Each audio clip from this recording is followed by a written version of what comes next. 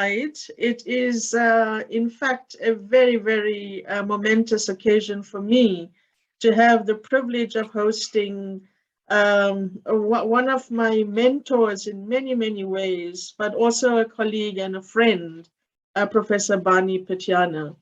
I got to engage with Barney when he served on the council, first as an advisor and then as a full member. And we shared some excitement during walks in the gardens of Spear Estate, yes, being stuck at an airport in Kigali with our baggage going astray, and then sitting around a poolside and just enjoying some really earnest conversations. And the reason why I'm so particularly intrigued to have him as a host in my In Conversation with series is because Prof Pityana, although he's an academic and has got PhDs in theology and an academic at heart, he has time to sit with you and to engage in a way that is so inspirational. And Barney, this is what I cherish of the times that we have shared together. For a person who has even been recognized nationally with the Order of the Baobab for his fight for human rights and the battle against racism, trying to work towards a just society, I think these elements come through anything that you have touched, Barney. And this is why I wanted you to be here today, to share some of your thoughts as we celebrate, our 28th year post the first democratic elections in 1994, but also to use your collective experience and insights in looking at the plight of academia, in particular the science, technology, and innovation issues in this post-democratic era.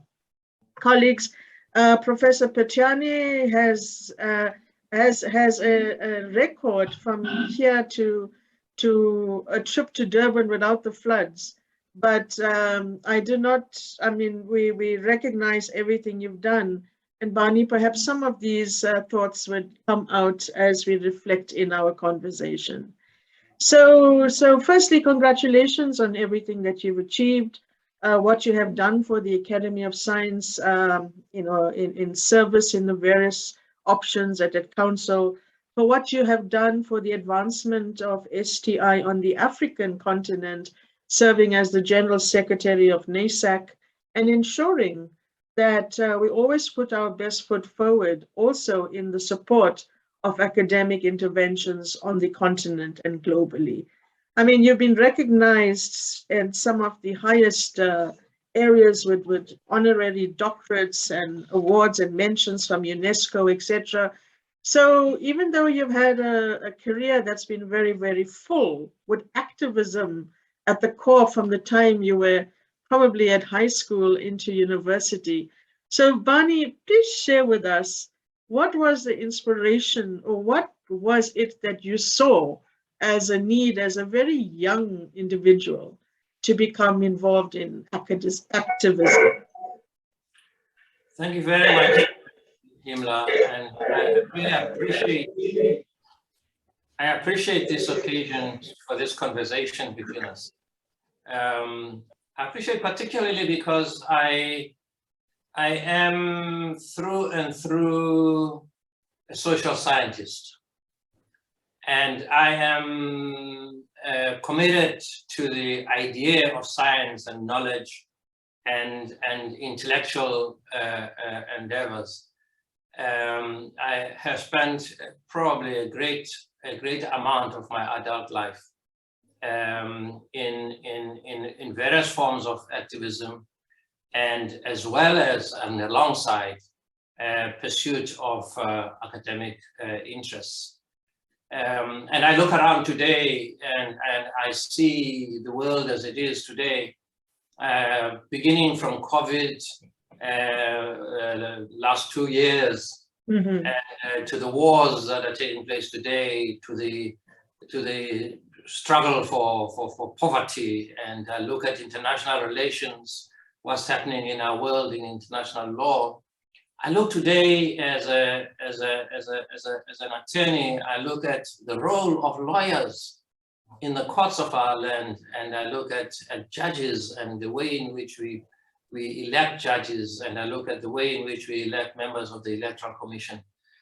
All of those things excite me as a social scientist, and I'm trying, if you like, to really discover what is the place of morality in who we become and how we engage ourselves with issues in our world.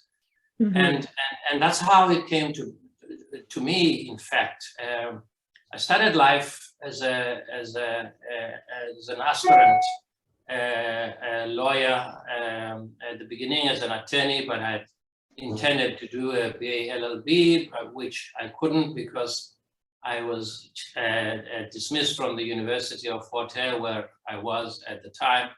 And then I spent the next 5 years full-time in student activism, organizing SASO and the Black Consciousness Movement based in Durban.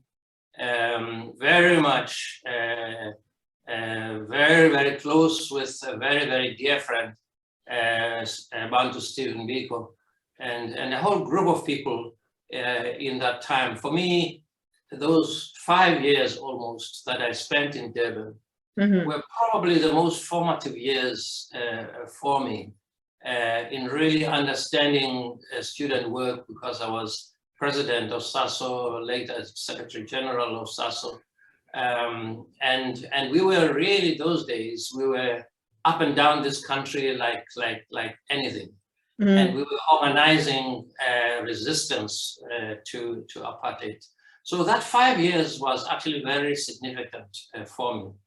And then I went to do, then I was banned for 5 years, maybe 6 years. I was spending almost half of my time in jails around the country at that time. Sure. But I did manage to complete my law studies, and was ready for admission as an attorney. When the Minister of Justice those days, in his wisdom, decided that, first of all, he sent me this note that says, I, so-and-so, Martin Pels, I think his name was, have decided to declare you a communist, and therefore you are not allowed to practice law, to be admitted as an attorney, to be any place where the practice of law is taking place. That, in fact, is what got me to go into exile. And with the support of the late Archbishop Desmond Tutu, I got a place at King's College London. Okay. Frankly, academically and intellectually, my real formation, I've never enjoyed university than I enjoyed King's College London. I was obviously 7 to 10 years older than most of the students in my class. I was much older than they were, but actually I enjoyed the academic engagements with lecturers and professors at King's. I really got very, very close to people like Grace Janssen, who's become a mentor. Of course, she's since passed away as a philosopher. And in fact, Grace Janssen and now Lord Sutherland asked me to stay on and do a DPhil with him at King's, which I did start. But I later found myself involved in too many things. I withdrew from that. And my time at King's, and then I spent a year in Oxford during that time. Because I went to university at Fort Hare at the most horrible time, and I spent all my time basically fighting the system and very engaged against the system. King's College London in particular, but also Oxford, became the place where I really enjoyed academic life. I enjoyed being a student. I thoroughly enjoyed engagement with the professors and the lecturers, and many of them are still friends to this day that we have. And then I spent another 5 years in Geneva at the World Council of Churches program to combat racism. And that was the occasion that really honed me, I think, in organizing worldwide with the churches and with NGOs from India to Peru, to Argentina, to Brazil, to all over Africa. And I spent 5 years, if you like, basically as an international civil servant. Okay. And I was basically traveling all over the world. And during that time, and I think my appreciation of social sciences in the context of the World Council of Churches in Geneva deepened a great deal. It deepened my sophistication in the way in which I dealt with things, because before I think I was just an activist. I was angry, and I was just doing things because they needed to be done. But I think both King's College London and Geneva got me into, I think, a more sophisticated way of reasoning strategy, reasoning activism, in a way that I think I had never done before. And of course, the great advantage I had when it was time to come back to South Africa, because South Africa was changing, I got this amazing invitation from John de Gruchy at UCT. Will you please come and join us at the Research Center for Christianity and Religion? So that's how I went to UCT. So at UCT, I was at the Department of Religious Studies rather than law. But I actually worked with amazing colleagues, both in religion and religious studies, as well as in philosophy and the study of religions, and amazing colleagues. I had just 3 years of very exciting time at UCT, and I finished the PhD that I never finished at King's. I managed to finish it at UCT during that time. So in terms of your question, a variety of things have really formed and shaped me into the kind of person that I've become. What it was is a combination of activism, because that's where I started, and the experience of being a Black person committed to liberation and human liberation in South Africa, to becoming interested in matters academic and very keen to undertake research in philosophy. And then from there on to come to UCT and find myself teaching. So I think those things managed to create, I think, a more sophisticated activist than I have. But some people say, people who knew me before, they say you've become more conservative than you were in your early days. I'm prepared to plead guilty to that. But that's because I think that I have appreciated reason and rationality and thinking things through, and sophistication in terms of how we actually design programs. No, that's absolutely crucial, because I mean, I think that's one of the challenges we all experience in times of conflict, because our first response is one of an emotional retort. And that is what I find so illuminating from discussions with you, that you're able to control. I mean, yes, you can get angry when something radically upsets you, but the reasoning, what you call sophistication, is how you juxtapose that depth of conflict and emotion, but by arguing in a coherent sort of way, you know, position or weighing the balance between the good, the bad, and the ugly, and trying to contextualize those situations. And I mean, it is quite intriguing that you manage to also juxtapose elements of law in the legal fraternity, which is very, very cold in many ways, Yes. with theology, which brings in the warmth, the inner energies that we all aspire to, and how you brought those two together to address very, very important issues, like the likes of the advancement of science, and as you say, the social sciences. What was the secret behind all of that?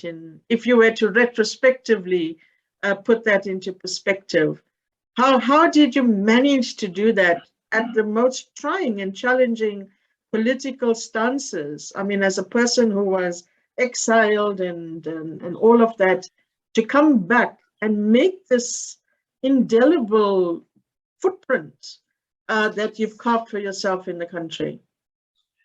Thank you very much. I did law at a time when I was banned, and I was under very, very strict house arrest and that sort of thing. I hated law. I hated the idea of law so much that I really just never thought that law could be an agent for liberation. But I actually enjoyed and admired the possibilities that it gave one to get closer to the people at need, at the most need, at people who are arrested, people who are wrongly treated, and that's why in the end I became more of a human rights lawyer rather than a general lawyer, because I love being close to people at the point of need. And my knowledge of law became very, very helpful. I actually got to understand how important it was when I joined the Human Rights Commission, and realized that actually theology and law came together for me in a way that I hadn't realized. But I went at the time when I finished law, I mean, I think it was a saving grace that the minister decided that I must never be allowed to be admitted as a lawyer, because I would have been miserable as a lawyer, because I would never have been able to charge anybody anything. I would be very poor. So and then of course, to actually go to King's College London and major in philosophy and work with some of the greatest philosophy minds that I could think of, and that I still admire today. So law and philosophy, that's why in the end, human rights, law and jurisprudence became very, very important to me. Like today, whenever I speak about law, it's always more about law and morality, which was a big debate in the earlier years of my study. It was a big debate, is law capable of becoming a moral agent? Right. So that debate, I find that even today, I was speaking not so long ago to the conference of NADEL, the Democratic Lawyers Association. And I was speaking to them about how, in my view, law cannot be anything else but a moral agent. Then I look around, I look at what lawyers do, and I look at the cases that are being handled for Jacob Zuma and people like that, and then I say, oh, wait a minute. Are you right in what you're thinking? Yes. No, it does make you challenge these things. Yes. So it is a challenge. It is a challenge, but it is a nice challenge because I always have to, because I cannot understand law personally except in the context of moral rights. Yeah. No, that makes you think a lot, because when sometimes I see the way people interpret the law, I mean, and as lawyers, you have people for the defense and the prosecutor. It's the same code of the rules of engagement of law. but it's like a door half open and a door half closed. You find elements in the cracks to argue one against and one for. And I keep saying to myself, it's the same rule of law. How can the interpretations be so vague? I mean, I just want to come back to issues like our Constitution. I mean, you know, when you look at our Constitution, many people would say that we have the best written Constitution worldwide, if you look at it. But we have come far from being able to practice it in the spirit of which it was put, you know, the thoughts to words. Many stalwarts, many people that you probably know very closely, put their sweat into the drawing up of the Constitution. What about our societal values that make it so difficult for us, particularly the politicians who represent us as a society in many ways, of being able to execute this, this Constitution in the way in which it was thought to have been delivered? I had the privilege of being a member and chairperson of the South African Human Rights Commission. At the time, Nelson Mandela was president, and really got to know him a little bit during that time. Got to know, by knowing I mean going to know, to understand how he thinks about the Constitution, how he delivers. He understood the Constitution to be delivered, and how his expectations of this new South Africa were to be driven by the values that are in the Constitution. Yeah. And I always say, in so much that I write about law and morality, our Constitution is one of very few constitutions in the world that even mentions the word values. Yeah. Right in section 1. And I often say, and I learned from the likes of Mandela. I mean, subsequently, of course, I got very close to President Thabo Mbeki, as I do today, and I really have had long conversations with him, even today. And I just these are politicians who really are trying to find a way of politics being in the service of the people as much as possible. I mean, obviously, not everything always works the way you want in politics, but and there have been some really wonderful people, and I spent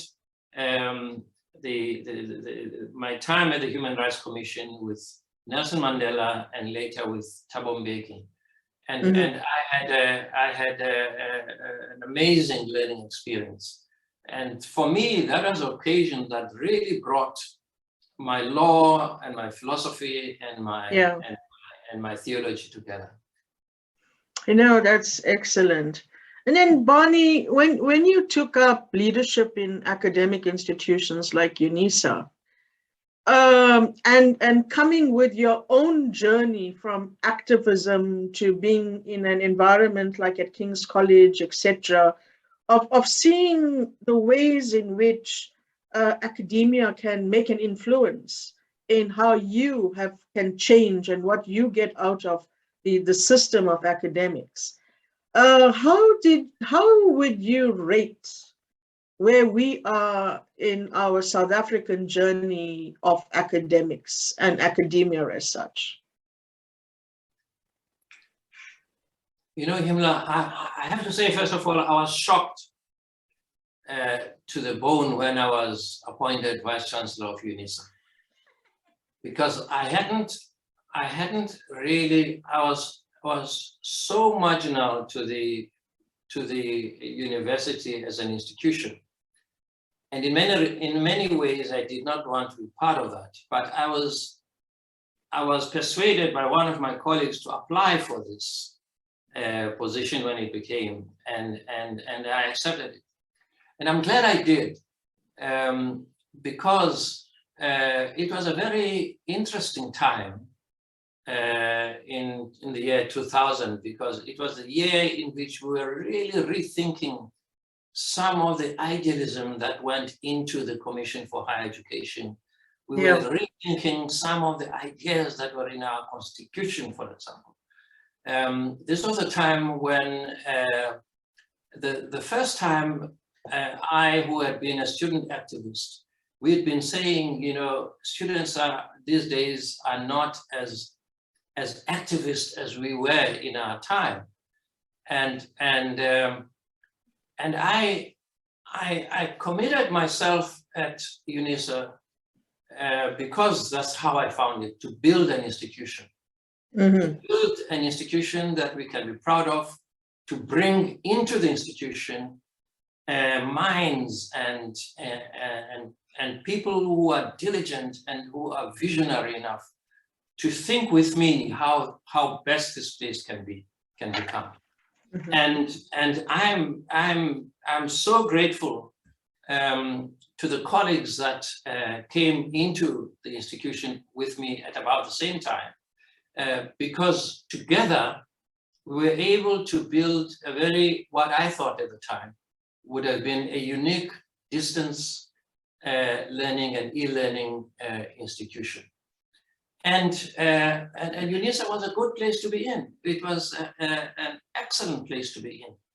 And it was not without its problems, but it was an excellent institution, and it was well led by the council at that time, and it felt good to work with the chairperson of council, who was Matthew Sposa at that time, and with Judge Mwepe as our chancellor, and with colleagues that I really felt that we were working as a team. We were sharing a common idealism. And to come to your question, I really did think it was our duty. It was our duty to build the academic personnel of the future. I used to say to colleagues at the university that if you're an academic, you have not encouraged anybody to do PhD and to become an academic. I say, in my case, I would never have thought of doing a PhD at DPhil as it was at that time, unless Stuart Sutherland had said to me, will you please come and join me and do a DPhil? I would never have thought about it. Right. But I thought about it because my professor said to me, will you please come and join us, and then you can do the DPhil. So I was saying to colleagues that most of our brightest and best learners in South Africa are leaving and going into industry, into public service, because we as academics are failing to inspire them, excite them about what being academic is about. So they end up going to public service, they end up going to the business, and those days, I hope this is different now, those days we're getting very, very few students, I mean South Africans, who were staying in academia. They were almost invariably, they finished their first degree, maybe an honors degree, but they end up in business, they'll end up in the public service. Yeah, no, you're right. And I mean, even to this day, it is quite a challenge to retain the great minds. Well, not just the great minds, but that kind of scholarship that is required to nourish and nurture the ongoings of academia. I mean, you know, even our minister, Bladen Zamane, feels that we need to do much, much more to promote this kind of ethos, particularly in the former historically disadvantaged universities. Although, you know, in the post-apartheid era, in this supposed era of democracy, we are trying very hard to redress the challenges of the past, but most notably, and I'm sure you are seeing this also, the high unemployment and the poverty-stricken and that great divide between the have and the have-nots. I mean, recently South Africa was voted like the #1 country in the world, where there's this divide of, the discrepancy of equity and equality among its peoples are seen. And so what would your message be to, for example, Minister Bladen Nzimande, with this kind of collective insight that you have, for like the 3 things that the ministry should address, given that he now straddles both, science, technology, and innovation with the DSI department and higher education? If you were to impress on him 3 things that you would like to see some, interest or some time and funds to be dedicated towards, what would those be? Before I say that, one of the things that has happened in South Africa, to our shame, we've become a very materialistic society. We've become very selfish. We've become very much about ourselves and not about others. That's not the way my journey has been like. What academia does, it helps you to become less selfish or selfless.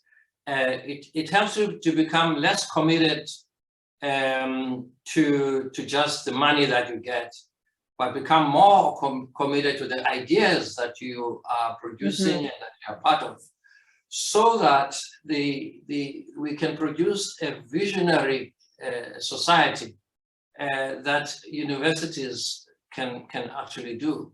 So if I were to say to Bladen Nzimande, for me, is that we need a whole change of the way of thinking about scholarship and about how we can become a better society. For example,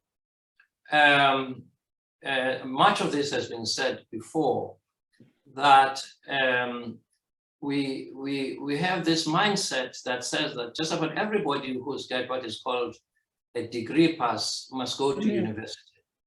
Yeah.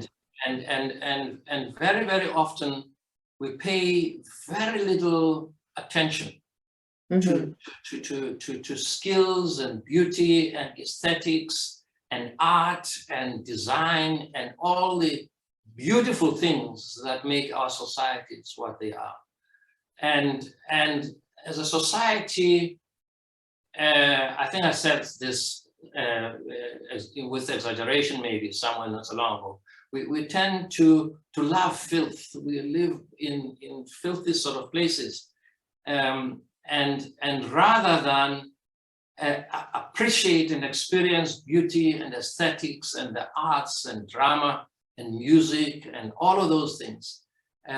So for me, that would be the first thing that I think we are focusing, not improperly, by the way, but we are focusing and focused in a way that is probably too much on science in particular, but science as a way of knowledge as well. Yeah. The second thing I would say to him is that, which he already does. I also believe that we've got to find a way of retaining the best South Africans to become scholars and scientists. In other words, we need to make the idea of scholarship and academia cool. Yeah. And make it an exciting place to be in, and where people can stay as long as possible. Certainly don't leave the university before you've achieved a master's degree. And it seems to me that not much of that, we talk about it, but not much of that is being done. And we focused a lot on those particular things. I'd say thirdly, we need a society and a government that respects academia, respects academics, I feel, and I've always felt for a long time, that our government and our society, there's not much respect for learned people, you know. People who are learned, people who distinguish themselves by their learning, and they may not have the most beautiful cars and the latest cars, but they are learned people, and they earn respect from societies and communities because they are considered to be learned people. And whether they're doctors or professors, whatever it is, for some reason, our society is struggling. And I think the government is responsible for this, actually. Because it doesn't, the government doesn't give enough credence to the idea of learning, and learning as a requirement of what makes us human. Yeah, no, you're right. And I mean, we experience that even when you talk about the academy, because, you know, the academy draws on what is the best of the best of the best in the collective, you know, scientific community. And so people always see that as being a threat when you are trying to relate with your counterparts in government, etc., to try to bring, you know, the two streams together. But Barney, there's one other issue linked with academia that I'd like your opinion on. I mean, the recent Fields Must Fall issues at universities, followed by this push and wants and needs of students to decolonize our academic curricula, etc. What are your thoughts on that? And what would you perceive as some of the challenges that, you know, the new age of scholars see that may want these scenarios to change? You know, I just want to start by saying that I can never be proud of a society that prides itself of providing free university education when children can't go to school, don't go to school, they don't have schools, they don't have desks, there are no teachers to teach them. I mean, I think that for me, we emphasize, I'm not saying we mustn't emphasize it, but I cannot be proud.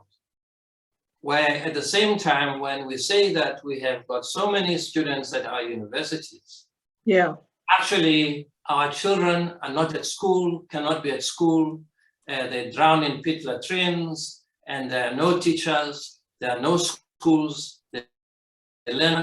For me, that dichotomy of a society that we are needs to be brought up.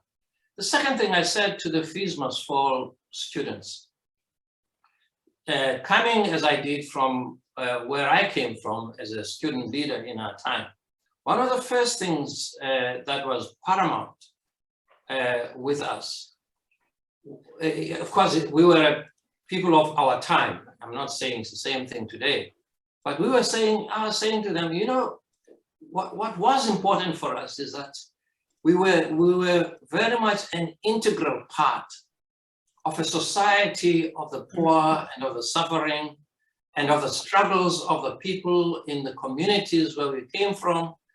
And therefore, almost in every respect, you read Steve Biko today. I asked young people who are reading Steve Biko, I said, you cannot read Steve Biko today as a scholar and an academic without knowing and understanding the passion with which he was saying that I take responsibility for the community where I come in, for its strivings and desires and struggles that that community does. And that community is what makes me the kind of person that I am. So I would say, I said at the time to the student leaders, I said to the SLC, my speech every year to the SLC, is that we are not becoming educated so that we should be separated and indifferent to the suffering of the others in our communities, but that we should become engaged with the struggles that they are facing and living with every day. And so that for me is important. However, I do think that a society that provides forms of support to the most needy of its students, and the most, not just most needy, by the way, but the most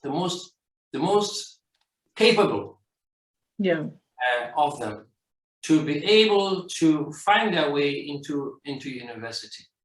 What is happening with NSFAS today is far from that. It's not about making sure that the most needy and the most capable of our young people actually get support to go to university and achieve. Otherwise, the statistics that we get from NSFAS today wouldn't be what, in fact, they are. And I really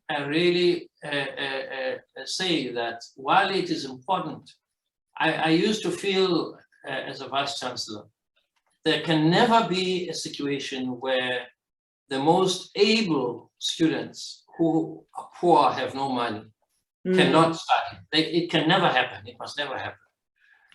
So my sense is that we may have got our priorities not quite wrong, not quite right, sorry, but wrong, because we have let go of the responsibility that we have to promote the most able and the most needy of our students, so that they achieve as best as they can at our universities. And for example, as a result, I think it was Jonathan Jansen, it was Kada Asmo, who said that the problem I have with the call for free education is that we may become a society where students are studying free, as it were. Of course, there's nothing that is free. But actually, facilities at our universities will go down, the libraries will go down, the laboratories will go down, the living conditions will go down. So to try to make our universities places of pride and places of achievement for scholarship, we must never allow ourselves to be in danger that we lose that responsibility that we have as a society, that our universities, and we can build more of them, can actually be places of achievement. That is what you do to achieve, and you bring in and attract the best professors, the best lecturers, the best academics. No, wonderful. Barney, I'm going to now open up the conversation with some of our members who are online and colleagues who are online. Colleagues, if you have a question that you'd like to put forward to Barney, please use the chat box, and Renata will help me manage that to be able to put that together. Renata, are you able to open up the floor to allow people to ask the questions directly? Yes, definitely. They are also able to unmute themselves. So if they could perhaps just by show of I see a hand up, Prof Mandla Makanya. Prof, over to you. Just unmute yourself so you can engage with Barney.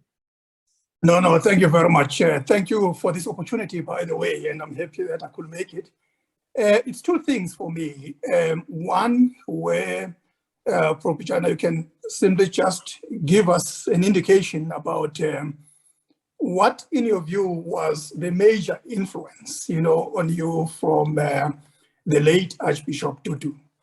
I know that you didn't reflect on that. And then my question has to do primarily with the challenge that we're confronting as a society, the moral decay. How would you propose, a program of action that can at least help us, to extricate ourselves, from this challenge? Because instead of us improving, we are basically getting worse each day. Thank you so much. Thank you, Prof. Barney, before you answer that, any other questions? So Barney could take them together.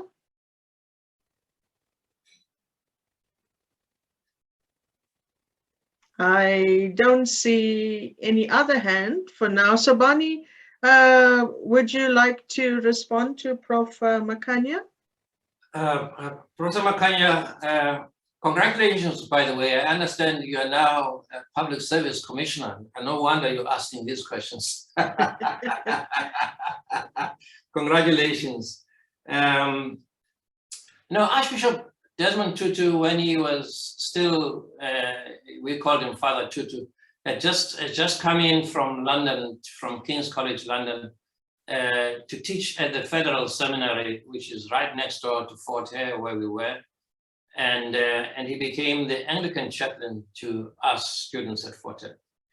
And we spent so much time with him. He was new, for all intents and purposes, in the country, having spent 4 years in London. And he was keen, he was anxious about the country. He was anxious about whether he will establish himself back home after 4 years in London. And he found in us at that time, as students across the university, he found students who were very, very keen to learn, very committed to learning, but also students who were very radical, very, very angry. And at times he was a lot more worried about us, about what was going to happen to us. He just thought at times that probably we were too reckless. But he in his teachings as a chaplain, he was not my lecturer, because I wasn't studying theology then. But we got very, very close to him at that time. But really since then, for me, for all that 50 plus years, he's always been a constant in my life. He's always been there wherever I have been. Right up from the time when he was a lecturer at seminary to the time when he became Archbishop, until the time he died, almost within days that he died. And so, and now I chair, no, I don't chair, I'm part of the intellectual property trust that he established. And I'm amazed, and I'm finding myself very involved in his intellectual output from those early days up to very, very, very recently, the Book of Joy that he did with the Dalai Lama, for example. And so what did I learn from him? I learned actually a love of learning and scholarship and intelligence. I also learned this thing called passion, this thing of caring for people, being passionate about things that matter very much to one, and that things that matter in making people human. And his thing about Ubuntu was a very genuine and a very, very amazing thing indeed. Now, the time that we are, I draw on Desmond Tutu all the time in terms of the moral character of our nation today. I draw on him not so much when he's angry. I draw on him in his teaching about what Ubuntu is, to be prepared to say that we cannot be human in isolation. Mm-hmm. No man is an island. We cannot be human without my neighbor, without the next person next door. So we take responsibility for one another, for each other. Now I think that's a very, very fundamental moral teaching that we really need to get, because it means you care for other people. And I've said this, I think that we've become a very selfish and a very materialistic society. We go for blitz and bling, and in many ways we care less about other people. And it surprises me in a society of such wealth, let me say that, of such wealth, mm-hmm. that there's just so many people in our country who are poor. So many people in our streets who beg. So many children who can't afford to go to school. And it's a bit of shame, and I'm saying that if we really were people Ubuntu, as Archbishop Desmond put it, in his, by the way, this idea of Ubuntu, he is the one who put that into the academic lexicon in his famous essay in 1971 on Black theology and African theology, antagonists or soulmates. And because there he was trying very hard to say that we don't need to go to Black theology or to see Black theology and African theology as antagonists, because at the heart of it all is this idea of Ubuntu.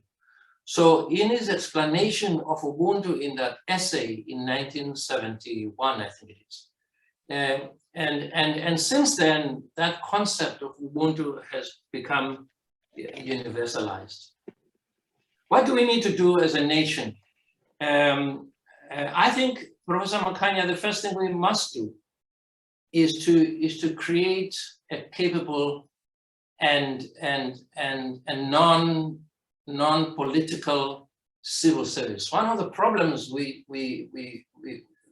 the failures we did in 1974 was to politicize the public service, maybe for good reason, but we did politicize it. And we now can't stop it because we're politicizing it and because we're putting value into particular ways of thinking and being South African instead of thinking about South Africa as everybody who was there. So I'm saying one of the things that I would do if I was president for one day, I would make sure that we take away from the public service and from government and from everybody all the infrastructure programs, the road building, the building of schools, all the things that cause people to get into the temptation of money. Take them into a quango, a quasi government, non-governmental organization that is independent, that actually is assigned the responsibility to develop this country so that this can become a developmental state. I think there will be less reason for politicians to be corrupt and to be involved in the moving of money away from where it is, but there will be professionals and non-governmental organizations and with a structure, which is what we see happen in other countries. We see that happening in the United States, we see it happening in the United Kingdom and elsewhere. We need people who are passionate and are professional and have got skills and have got a passion for what they do. Thanks. Thanks. Professor, Evans? I'm BBC, born before computers. I can't put up my hand. Can you allow me to say something, please? Sure, Prof. Go ahead. Thank you. Barney, just to say, first of all, what an inspiration you have been to a lot of people, not only South Africans, academics, but Africans elsewhere. I came to know of you when, in fact, we share an alma mater, the King's College, London. And even then, I didn't know much about you as a person, but you were known from there. And what I want to put to you, ask you, is whether you have a sense of disappointment. You spoke of your inspiration, your aims, your objectives, your vision when you joined UNISA as VC, how you wanted to turn that round. And you look, I'm comparing that, the space, the academic space, the intellectual space, the place of science and its impact to what it has become now. I mean, Jonathan Jansen, in his sort of fire-rousing kind of, has documented that in terms of what a failure higher education has been in terms of throwing out of the window, as it were, you know, sort of the baby with the water in terms of going back on the intellectual discourse. I've always thought as an academic, 30 years hence in South Africa, that I think as academics we have got no right to criticize the politicians the way we do, if in fact we do not reflect on ourselves. Why is it that you know, the impact of science has not been as much as it should have been to now? In many African countries, not simply South Africa, if you compare to some other countries who have probably, I mean, in terms of, you talk of the values of the constitution, they are far much lesser kind of jurisdictions than South Africa is. Why do you think that is? And what do you think rather than implying that the state is responsible, how do we create that intellectual space that is going to allow science and academics to have the kind of impact that you as a person, I think, has had? You see, up to now, I think one can only think you as an exception. You may be more than one exception, but nevertheless, you're an exception. And one of the things, before I finish off, Barney, that really sort of pleased me is how the current government, in terms of COVID, has really listened to science for once. I wish that was much more widespread. What has gone wrong to your vision? You must feel a sense of disappointment, as Jonathan does. What is it? What could be put right back to create that space for intellectual respect that society and definitely the state doesn't have, except to co-opt people? I mean, the states all over the world, not least in Africa, are very good at co-opting individuals. They do not really sort of respond very well to the values that you have always believed in. They do not respond as well to the need to build institutions that are going to take their development objectives forward. Your comment, please, Barney. Yeah. Evans, thank you very much for that. That's a tough one. I was going to point out myself that the COVID experience seems to have brought government and science together in a way that helped the country. But there's another example of the, what is this thing? The National Development Council that was in the news the last days, and lots of academics are serving in it. But it's not the first time it has been there before, but I haven't seen any basis for pride and success in that enterprise. I think the reason is that, certainly was the case with the previous president, is that although they had the National Development Plan and the council, but they actually had it and then ignored it. Ignored the outputs of that seemingly altogether. I think that has been the problem that we have heard today. But one of the things, of course, we always must, as academics, must also be mindful of, is that we don't want also to be co-opted, incorporated into a particular way of thinking or being scholars of a particular political persuasion or dispensation, because that is one way that I have found in our country has been difficult. It has been difficult for public space to accept scholarship that is independent and critical. Yeah. And for me, it is probably almost impossible to become, to claim your legitimacy as a scholar until you are able to be an independent thinker and even doer, but also to be able to use critique as a way of design in terms of designing the future. But where you live in a society, which ours is, that is just so sensitive about critique or criticality, and that is so sensitive, it actually does one of two things.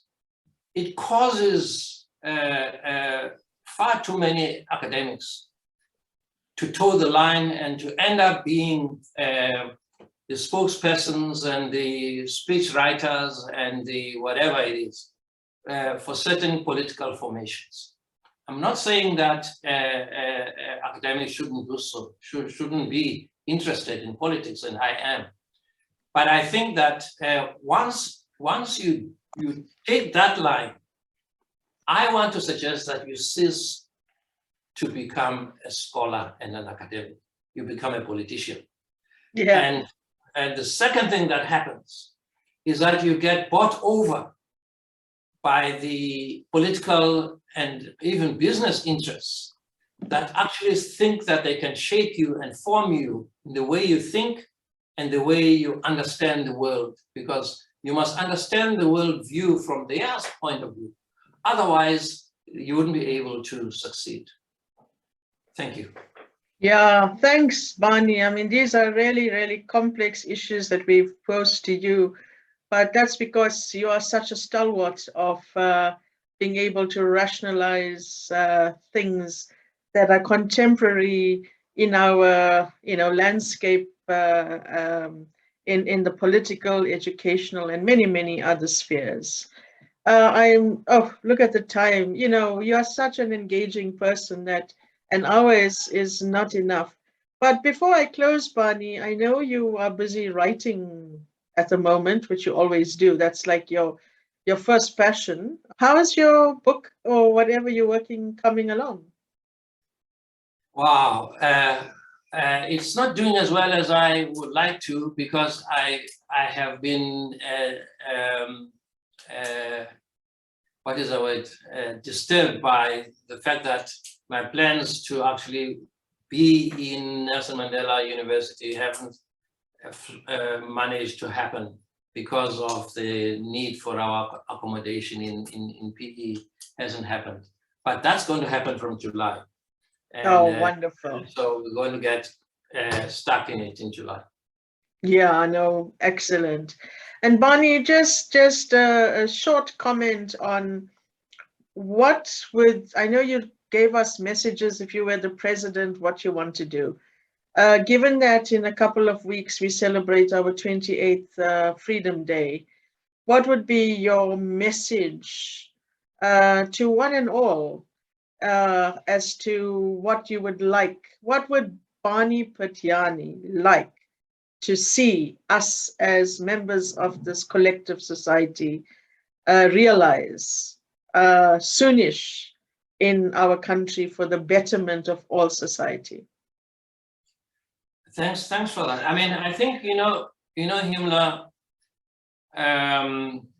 we must celebrate freedom. Freedom is to be celebrated whatever the circumstances, because the idea, Ben Okri has written about this, the idea of being free is in fact what makes you human. But also struggling to be free is also what makes you human. In other words, where you never accept a state of being unfree, it is when you cease to be human. So for me, Freedom Day on the 27th is a day to be celebrated by all South Africans, even though the benefits of freedom have been unfairly distributed in our country. Not every South African enjoys the benefits of freedom in our day-to-day. That is the fact. And some who enjoy the benefits of freedom actually don't have it in themselves to be the agents and the enablers of the freedom of others as well, both in terms of creation of jobs, industrialization, business, politics, wherever you are.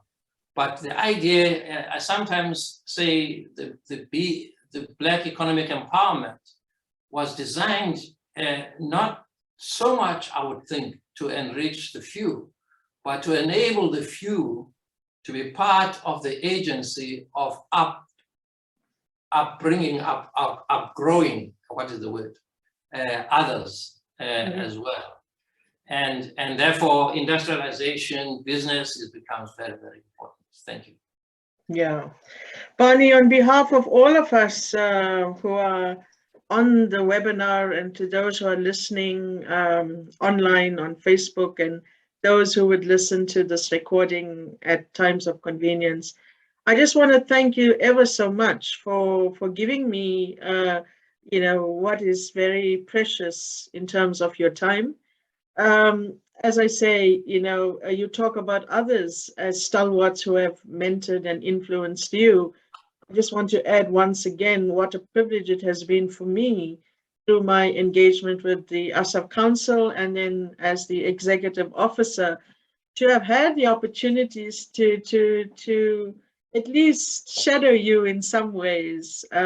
It's really been an inspirational opportunity. And I must confess, a goosebump moment. Sometimes, we think of great icons and we forget that we engage with some like yourselves in our daily endeavors. So thank you very much for your collegiality, your friendship, and your inspirational insights to several of us who follow you with earnest and, great admiration. Thank you. And good luck with your health and your work. I know you like Jonathan Jansen are very passionate about reading and writing, and I wish you, on behalf of all of us at the Academy, all the best. And don't hide and don't make me chase you. We'll stay in touch and look forward to another opportunity when we can be face to face and enjoy some company. Thank you so much, and all the best. Thank you, colleagues in ASAF, and thank you, everybody. Thank you. Thank you.